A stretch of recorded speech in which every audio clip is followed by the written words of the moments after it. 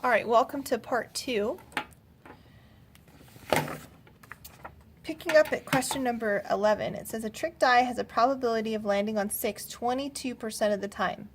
If the die is tossed 5 times, what is the probability that it lands on 6 at least once? So I've said this before, but that's at least is a tip-off that we should use the complement.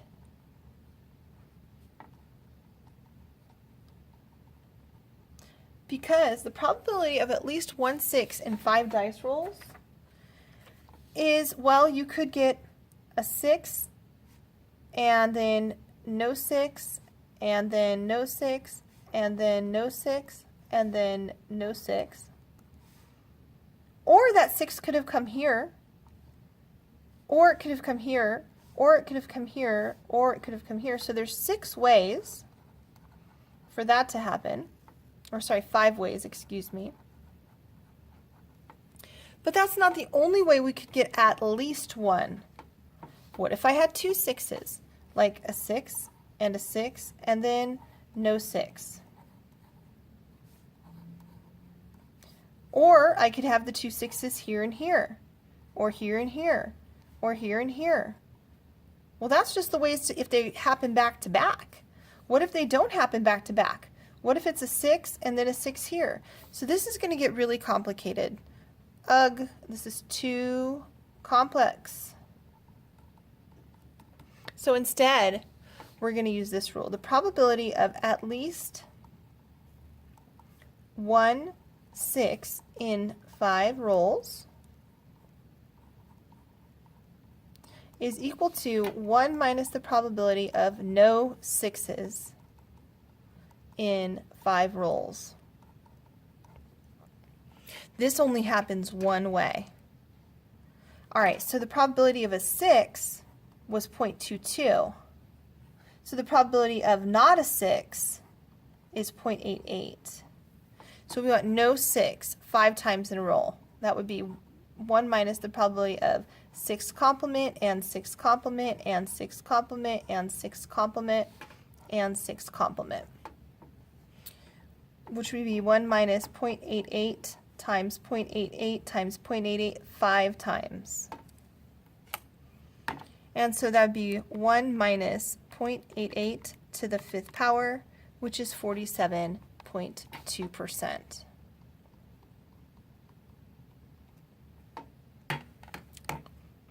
And that's it. All right, number 12. It says the Wi-Fi at a particular sports bar goes down during a 24 period with the following distribution. No failures 9% of the time. All right, their satellite service goes down with the following distribution. No failures 35% of the time. Assuming that their Wi-Fi and satellite are independent, we cannot do this problem without independence. What is the probability of no failure of either service in a 24-hour period? So the probability, this is number 12, of the Wi-Fi going out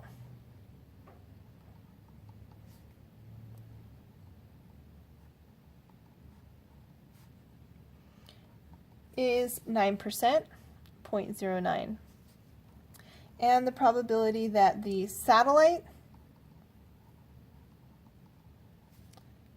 no 2 T's, sorry, does not go out is equal to 0.35. Whoops, 35. So since they're independent, I can use this rule. The probability of A and B is equal to the probability of A times the probability of B, which would be 0.09 times 0.35. And that is 0.09 times 0.35. Exactly 3.15%.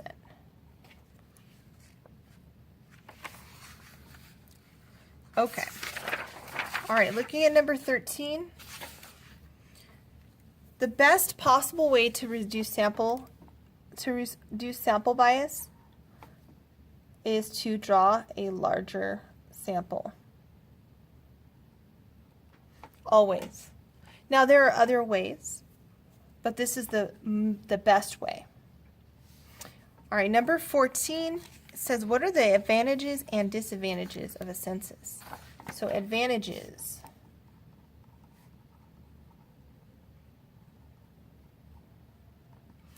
They are very accurate.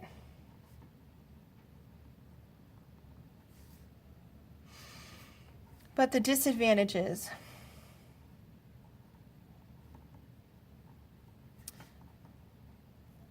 In fact, they're the most accurate, as long as they're done correctly. But the disadvantages are they're time-consuming, expensive. Sometimes they're not even possible. All right. Number 15, the lengths of the hours of 18 randomly selected poker game tournaments are shown below. And then I said, hey, this was a typo. That should have been 2 and 2.5. What is the median game length? Okay, so there's 18 games. So the median will be found by taking n, and since it's an even number, we'll add 1 and we'll divide it. It's in that column. We'll divide it by 2. So that would be 18 plus 1 over 2, which is 19 over 2. And 19 over 2 would be 9.5.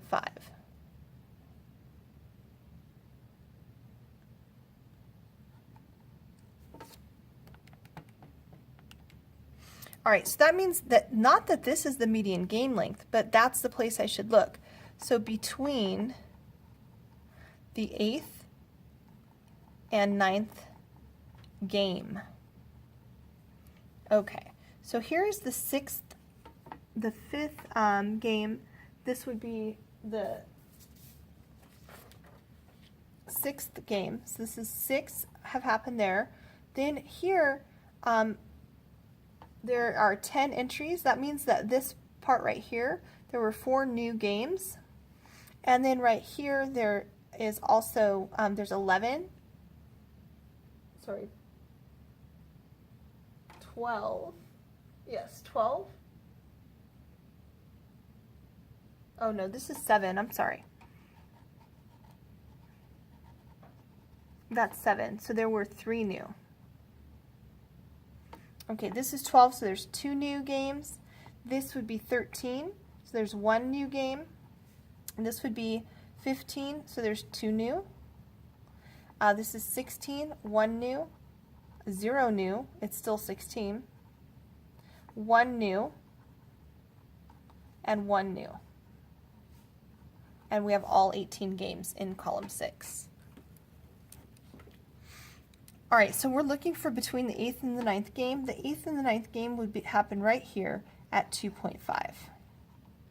There's 7 games here. The 8th one would be in this column, and so would the 9th one.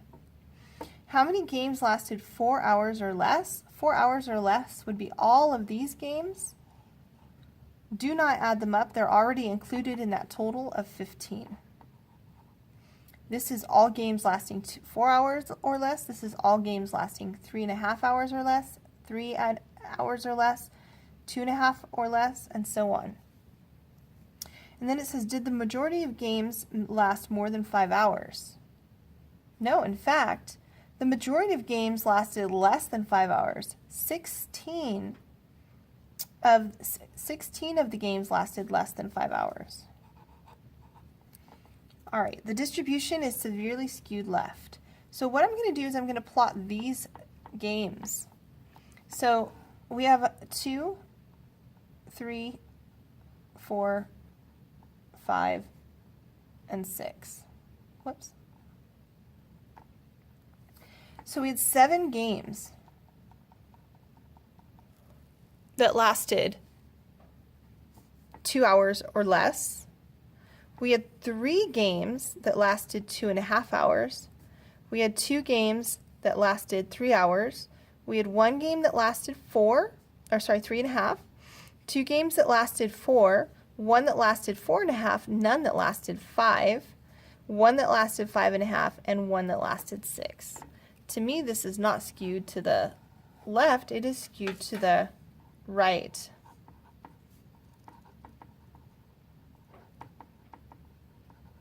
And finally, the games lasting more than 5 hours were the least frequent. No, the games lasting exactly 5 were the least frequent. All right, question number 16. In a histogram that is skewed left or right or symmetric, describe the relationships between the medians and means. So number 16, if I have a symmetric histogram, the mean will be approximately equal to the median. A good way to see that would be to give yourself a small data set like 1, 2, 3, 4, and 5. When I say that it's not skewed, you can see the distance from each number is the same. And so here the median and the mean are both 3. In a histogram that is skewed to the right, well, we'd have these larger values pulling up the mean, so the median would be greater than the mean. I'm sorry. The median would be less than the mean. The mean would be being pulled up by those values. And one way to see that would be to do the same thing with these values, 1, 2, 3, 4, 5. The median is still 3. And now, instead of having this be a 5, increase it, make it a huge number like 15 compared to the others.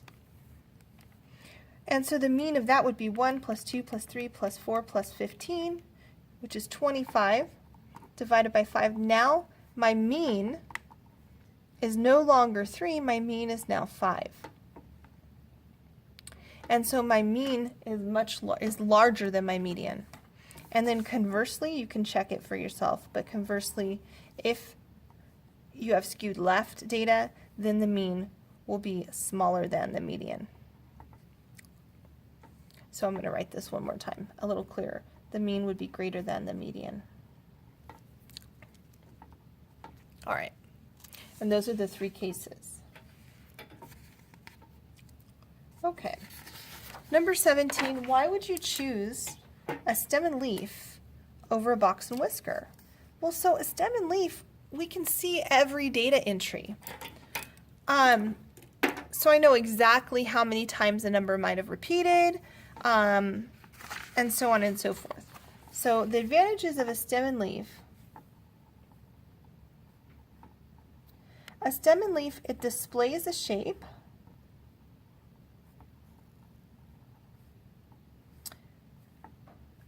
For example, if you have these numbers 1, 2, 2,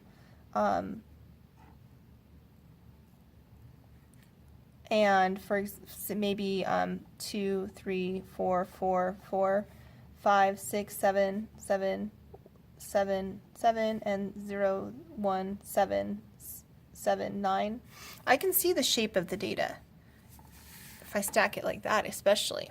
All right, so it displays the shape. And we have each data set, each entry, but it is also bad for large data, large amounts of data. I suppose if I had 100 numbers, I wouldn't want to make a stem and leaf.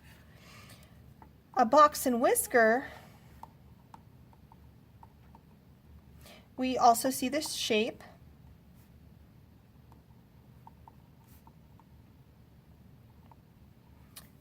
We get the 5-number summary.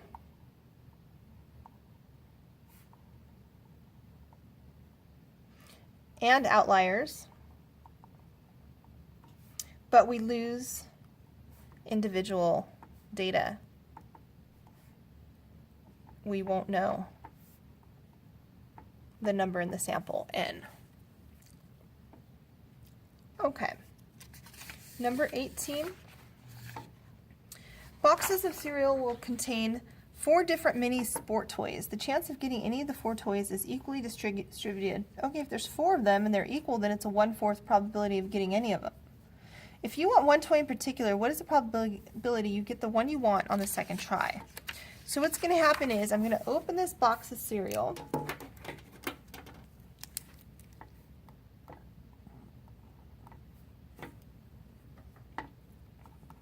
And the toy I want is a 1/4 chance, or 0.25. So the probability that I get the toy that I don't want would be 3/4 or 0.75. So I'm going to open this box of cereal. I'm going to have no toy that I want, and then the toy I do want. And assuming that each box is independent, we can just multiply those, so 0.75 times 0.25. And 0.75 times 0.25 is 18.75%. Okay, if I want to know students' views on an upcoming election, I want to describe a method to gather data that would represent their views on the following ways: a cluster sample, a stratified sample, a systematic sample, and a simple random sample. Okay, so I'll start with simple random. So a simple random sample, put all students' name into a database, use a randomizer to select students. So a randomizer would randomly select students from that group or from that list. Or you could put their names in a hat, or so on and so forth. Systematic. So systematic is when we choose every nth person.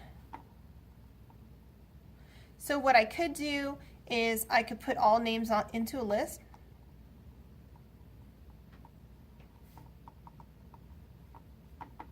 Alphabetically.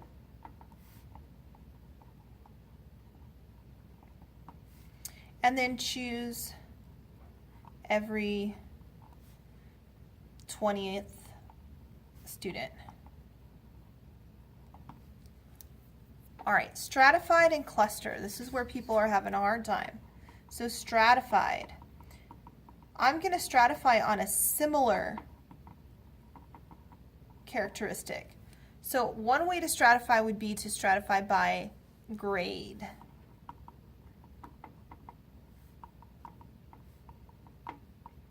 All of these people are similar to each other,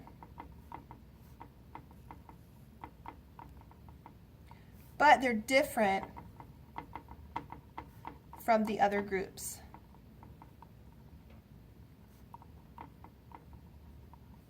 Right, 9th graders are not going to have the same opinion necessarily as 12th graders. So within the 9th grade group, I want to get a good handful, within the 10th grade group, and so on. So I'll group like this and then choose maybe 20 students randomly from each grade. That would be an example of a stratified sample. And that would be different than a cluster sample. So a cluster sample, each of my groups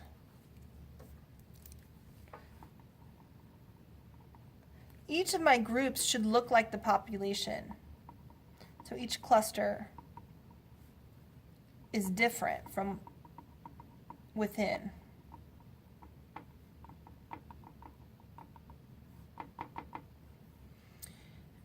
It resembles my population. So for example, I might go ahead and group people by English classes.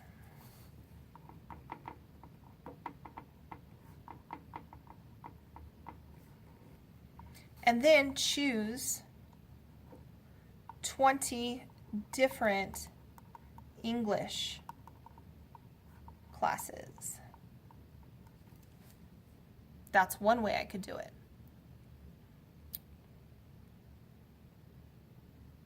Another way I could do it is to, instead of choosing grouping by English classes, maybe I could group by last name.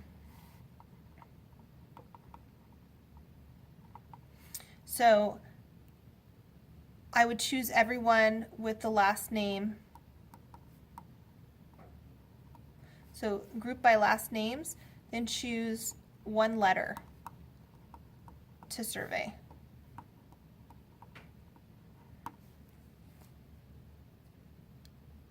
I would expect that people with the last name, for example, starting with N, so we have 26 groups,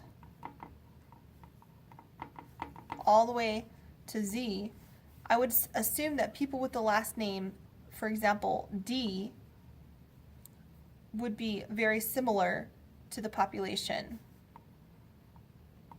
So not similar within, but resembles the pop.